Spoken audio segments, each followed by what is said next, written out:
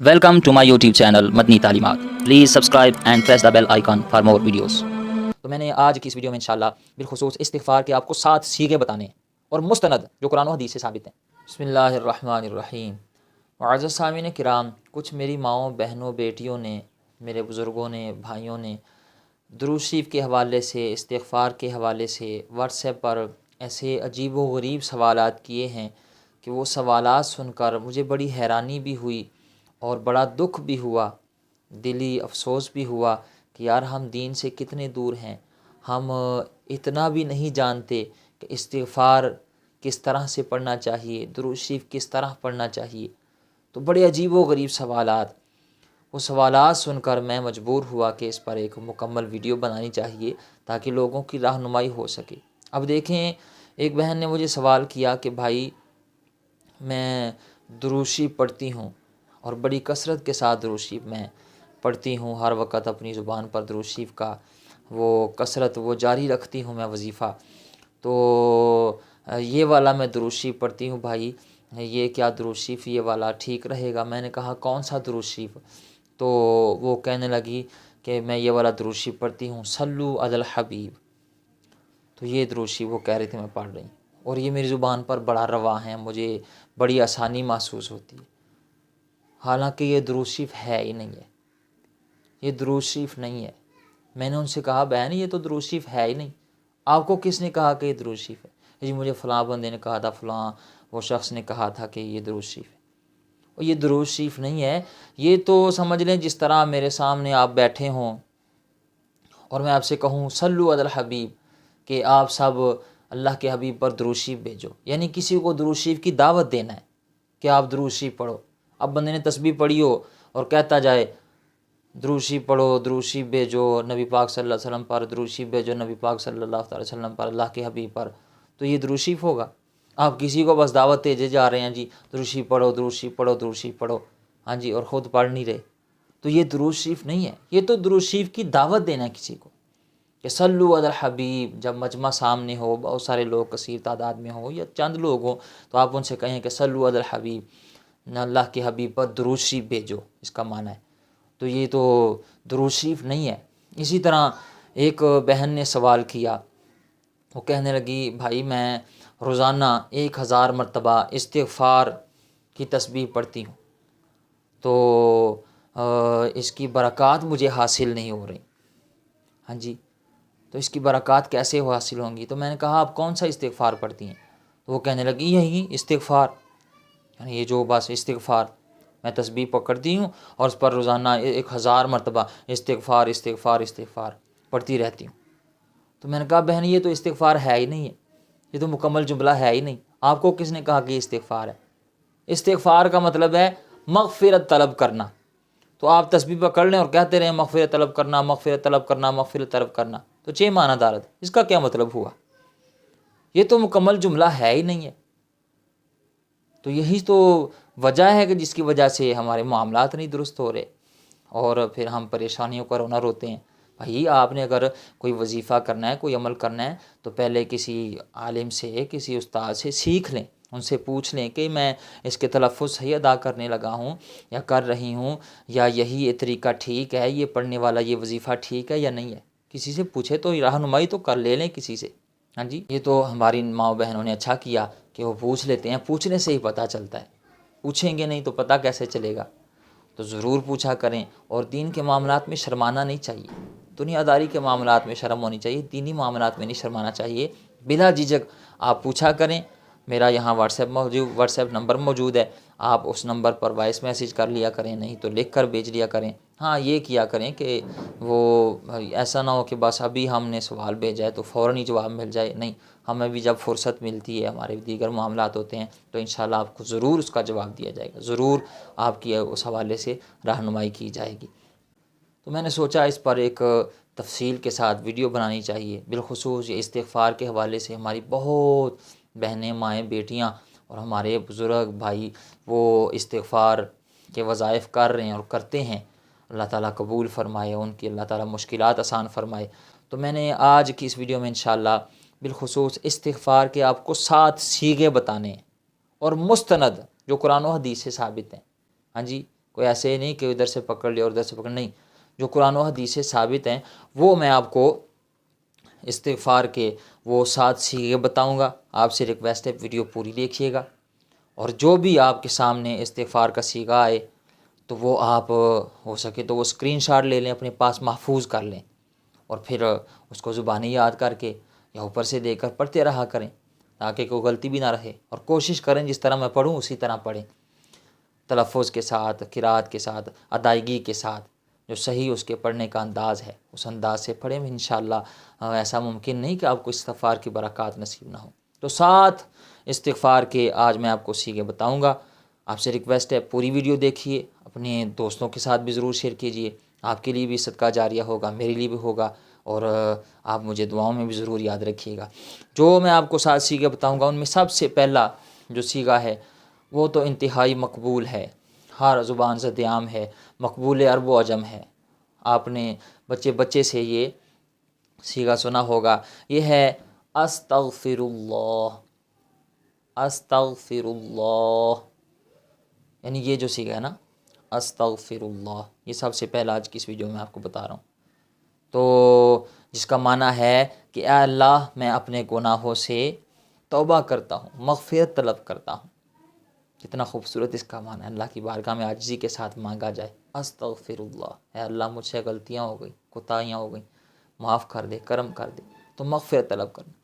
اب بندہ استغفار کرتا رہے، تو اگر آپ استغفار کر رہے ہیں اس مطلب سے کہ میں گناہوں کی معافی مانگ رہا ہوں، میری مشکلات آسان ہو، تو وہ تو مکمل جملہ ہی نہیں ہے۔ تو آپ یہ جملہ پڑھا کریں، استغفار نہیں کہنا بلکہ استغفر اللہ، اور نبی کریم صلی اللہ تعالی وسلم سے یہ ثابت ہے، نبی مکرم شفیع معظم رحمت عالم صلی اللہ تعالی وسلم جب بھی نماز سے فارغ ہوتے تو 3 مرتبہ استغفر اللہ کہتے۔ یہ جو استغفار ہے استغفر اللہ، یہ حدیث رسول سے ثابت ہے۔ تو یہ پہلا آج کا صیغہ۔ دوسرا اس سلسلے میں دوسرے نمبر پر جو استغفار ہے یہ وہ استغفار ہے جو نبی پاک صلی اللہ علیہ وسلم کے پسندیدہ استغفار کے جو صیغے ہیں نا جتنے، ان میں سے پسندیدہ جو نبی پاک صلی اللہ علیہ وسلم کو بڑا پسند تھا یہ وہ صیغہ ہے، اور ہو سکتا ہے بہت ساری ہماری ماں بہنوں بیٹیوں کو یہ یاد بھی ہو، اگر نہیں تو آپ آج اسے اپنے پاس محفوظ کر لیں اور یاد رکھیں۔ کون سا ہے وہ صیغہ؟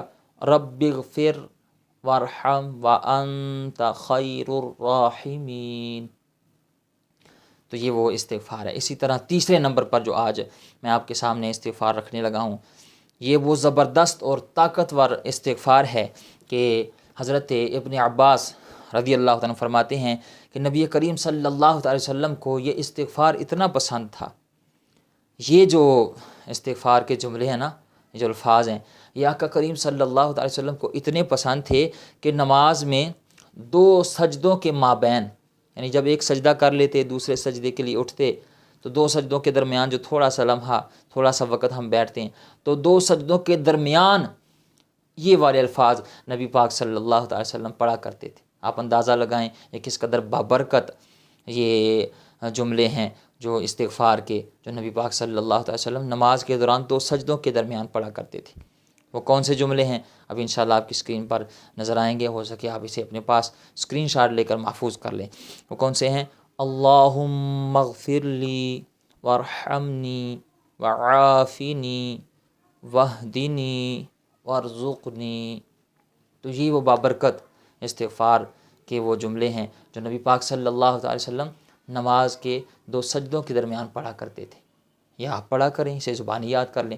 اس سلسلے میں جو چوتھے نمبر پر استغفار ہے وہ بڑا ہی بابرکت استغفار ہے، عظیم الشان، بڑی عظمتوں برکتوں والا۔ نبی کریم صلی اللہ علیہ وسلم کے آزاد کردہ غلام حضرت زید رضی اللہ عنہ فرماتے ہیں کہ ہم نے آقا کریم صلی اللہ علیہ وسلم کو فرماتے ہوئے سنا کہ جو شخص یہ والا استغفار کرے اللہ تعالیٰ اس کی مغفرت کر دیتا ہے، چاہے وہ میدان جہاد سے ہی کیوں نہ بھاگا ہو۔ اب میدان جہاد سے بھاگنا کوئی چھوٹا گناہ نہیں ہے، یہ اتنا بڑا گناہ ہے کہ جس کی مذمت اور جس کے بارے میں وعید قرآن میں سنائی گئی ہے۔ آپ کو اس کی اس طرح سمجھ نہیں آئے گی، میں آپ کے سامنے قرآن کی آیت پڑھتا ہوں۔ قرآن اس بارے میں کیا کہتا ہے؟ قرآن کہتا ہے، رب تعالیٰ نے ارشاد فرمایا، یا ایھا الذین آمنوا اذا لقیتم الذین کفروا زحفا فلا تولوہم الادبار ومن یولہم یومئذ دبرہ الا متحرفا لقتال او متحیزا الی فئۃ فقد باء بغضب من اللہ ومأواہ جہنم وبئس المصیر۔ آپ اس کا ترجمہ سنیں، آپ کو پھر پتہ چلے گا کہ میدان جہاد سے بھاگنا کتنا بڑا گناہ ہے۔ فرمایا، اے لوگوں جو ایمان لائے، جب تم ان لوگوں سے جنہوں نے کفر کیا ایک لشکر کی صورت میں ملو تو ان سے پیٹھیں نہ پھیرو، اور جو کوئی اس دن ان سے اپنی پیٹھ پھیرے، مختصر کر رہا ہوں، تو وہ اللہ کے غضب کے ساتھ لوٹا اور اس کا ٹھکانہ جہنم ہے۔ اب کتنی بڑی وعید بیان کی گئی ہے اس شخص کے لیے جو میدان جہاد سے بھاگے، پیٹھ پھیر کر بھاگ جائے۔ اور نبی پاک صلی اللہ علیہ وسلم نے فرمایا، ہلاک کرنے والی چیزوں سے بچو، جن میں سے ایک چیز ہے میدان جنگ سے پیٹھ پھیر کر بھاگنا۔ اب یہ کتنا بڑا گناہ ہے اور کتنی سخت وعیدیں قرآن و حدیث سے اس حوالے سے ثابت ہیں، بیان فرمائی گئیں قرآن و حدیث میں۔ لیکن اس کے باوجود نبی پاک صلی اللہ علیہ وسلم فرمایا، جو بندہ یہ والا استغفار کرے نا تو اللہ تعالیٰ میدان جہاد سے بھاگنے والے کو بھی یہ استغفار پڑھنے پر معاف فرما دیتا ہے، اس کے گناہ کو اللہ تعالیٰ معاف فرما دیتا ہے۔ تو یہ کتنا عظیم الشان اور کتنا یہ مغفرت کا خزانہ ہے، اللہ تعالیٰ کی بارگاہ سے مغفرت طلب کرنے کا ایک بابرکتی عمل ہے۔ تو یہ کون سا استغفار ہے؟ میں ابھی آپ کے سامنے برکت کے لیے پڑھتا ہوں۔